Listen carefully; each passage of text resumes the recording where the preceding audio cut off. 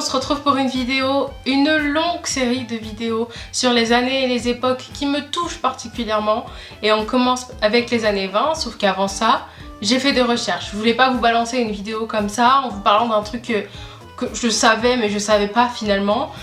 Donc en faisant mes recherches, je suis tombée sur une youtubeuse que j'ai adorée qui s'appelle Marjorie Lenohan, je sais pas comment on le dit. Et franchement, elle m'en a appris pas mal. Mais j'ai fait mes recherches aussi de mon côté, hein, pas qu'avec elle. Et je me suis rendu compte que, en effet, j'étais vraiment bidon sur le sujet. Donc aujourd'hui, j'arrive avec un dossier et je vais vous le présenter. Et je suis trop contente de le faire.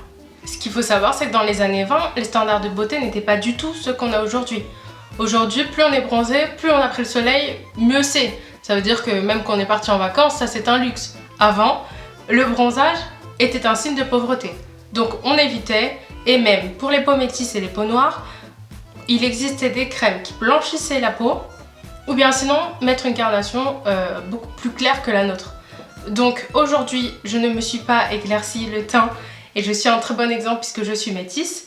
Donc je prends tout simplement un fond de teint plus clair que ma peau. Donc c'est un Make Up Revolution, c'est le F4. Si vous avez la même carnation que moi, oubliez, il est vraiment trop clair. Donc j'en mets un peu sur ma main et je veux me le mettre sur le visage entier. Je pense même que je vais pouvoir le mélanger avec un concealer parce que il fallait vraiment être blanche comme une poupée en fait, hein, poupée porcelaine. Hein.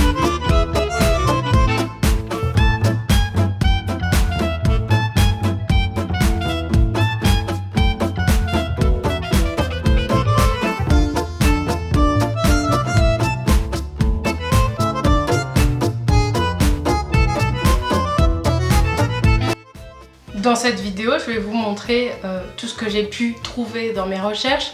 On se rend bien compte finalement que les années 20 sont représentées par toutes les fantaisies un petit peu frivoles, un peu années folles. Finalement, c'est pas du tout ce qui représentait la femme des années 20.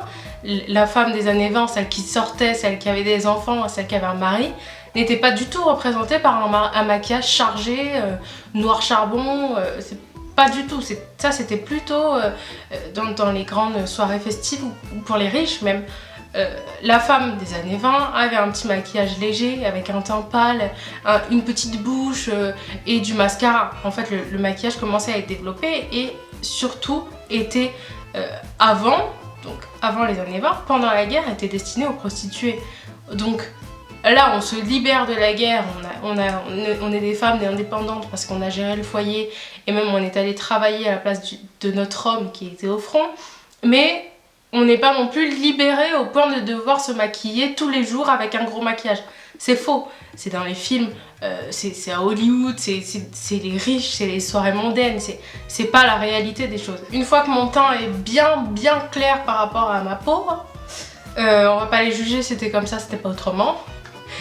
Aujourd'hui, le teint glowy est en expansion. Disons que plus on a le teint glowy, plus on est en bonne santé, plus on est fraîche, plus on sort de la douche. Avant, c'était pas le cas. Je sais par exemple moi que j'aime les teints mat, mais avant il fallait vraiment avoir un teint porcelaine et sans ombre hein, en fait. Hein. Avec un visage rond, c'était la bonne santé, c'était le vrai maquillage. Donc aujourd'hui, je vais mélanger deux poudres.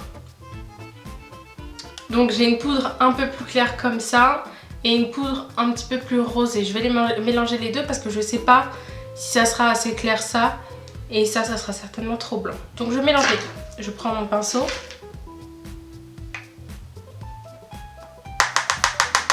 Et j'en applique sur tout mon visage. Vous remarquerez qu'il n'y avait pas de concealer. Hein. Anti-cerne... Non. Vous voyez, c'est un petit peu trop blanc et j'ai peur qu'il y ait un reflet flashback. Donc je verrai à la caméra. Hein.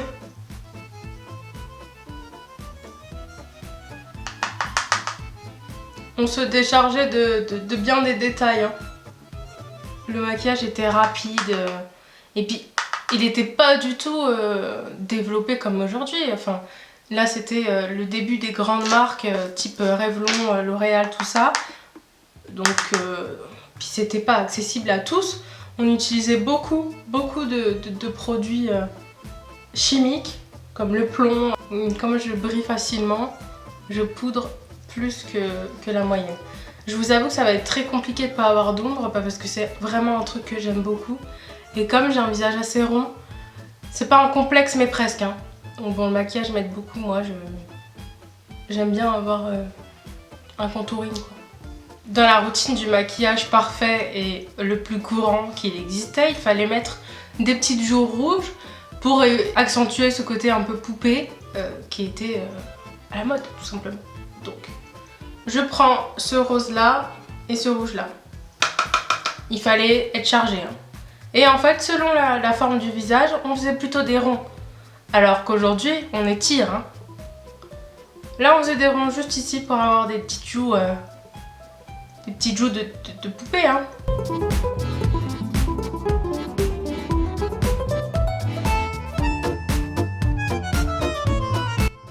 Pour les sourcils, j'utilisais ce qu'on appelait un mascaro. Donc un mascaro, c'était les nouveaux mascaras qui étaient sortis, c'était un effet mascara cake. Et en fait, on l'utilisait et pour les sourcils et pour les mascaras. Le mascara, pour les cils pardon, et le mascara était plutôt un effet noircissant plutôt qu'un effet allongeant. Donc on pouvait utiliser ce mascara pour les deux fonctions. Je vous le mets ici, comme ça vous voyez à quoi ça ressemble. Aujourd'hui, j'ai un petit problème qui se pose à moi. J'ai fait hier ma retouche de sourcils maquillage permanent. Donc je vais juste les allonger comme elles le font normalement. Elles l'éclaircissaient d'abord avec leur teint. Donc elles mettaient du fond de teint dessus pour pouvoir repasser dessus et faire un nouveau dessin. Donc aujourd'hui je vais pas faire ça, je vais juste vous montrer comme elles le descendaient. En fait elles le descendaient pour faire un effet dramatique. Un effet un petit peu, je sais pas, peut-être actrice. Et en fait il épousait les yeux comme ça.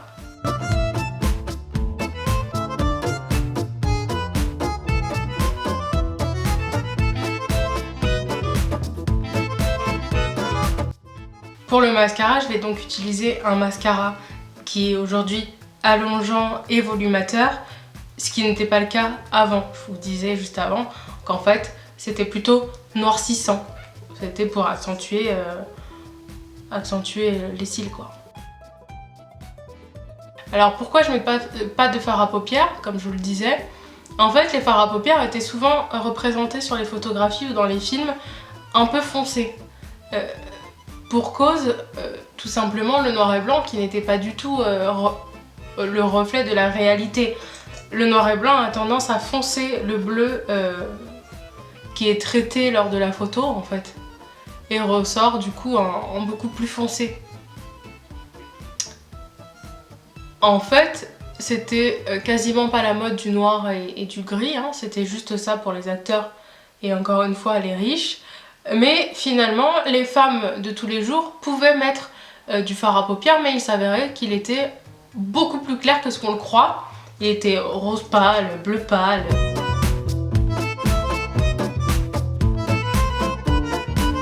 Pour ce qui est des lèvres, la mode était par contre au foncé. Donc on pouvait mettre du rouge, du bordeaux, du brun. Elles mettaient beaucoup de fond de teint sur leur bouche pour effacer la bouche entière. Et ensuite, elles avaient comme des pochoirs. Excusez-moi. Pour rapetissir la bouche. Donc en fait, elles formaient une bouche dans une bouche.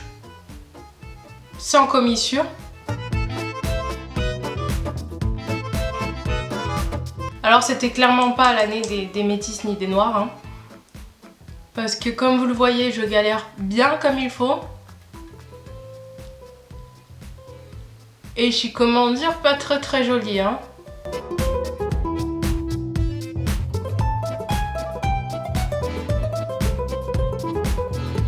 Nous aujourd'hui on se prend d'amour pour cette période qu'on trouve si jolie avec les petites plumes, vous savez, les petites coupes toutes mignonnes. C'est faux, c'est faux. Aujourd'hui on va parler de coiffure. La coiffure c'était quoi dans les années 20? En fait c'était tout simplement la coupe à la garçonne. La coupe à la garçonne c'est un garçon manqué qui était un mouvement qu'on appelle flappers. Donc en fait les femmes se libèrent de la guerre pendant laquelle elles se sont rendues compte qu'il fallait qu'elles gèrent tout, et le rôle de la femme et le rôle de l'homme, vous avez compris. Donc en fait elles géraient le foyer, elles bossaient pendant que le mari était au front forcément. Donc en fait elles sont en train de libérer la femme qui est en elles, parce qu'elles prennent le temps pour elles, cette fois-ci, mais elles libèrent aussi l'homme qui était en elles. Donc il faut avoir les cheveux courts. Même si on a les cheveux longs, on les recroqueville comme ça et on a les cheveux courts d'un coup. Hein. Je vais vous montrer ça, je vais boucler ma tête entière et je reviens. J'ai été forcée de me regarder dans le miroir pour faire ces petites boucles. Je me suis rendu compte que j'étais un croisé entre Edith Piaf et Charlie Chaplin. Je m'en serais passée. Merci de me dire en commentaire à quoi je ressemble et vous avez le droit de dire que je ressemble à rien. Voilà. Passons donc à cette super coiffure. Donc j'ai pris plein de pince-neige comme ça et je vais juste rentrer mes cheveux vers l'intérieur comme ça. Ou vers même l'extérieur.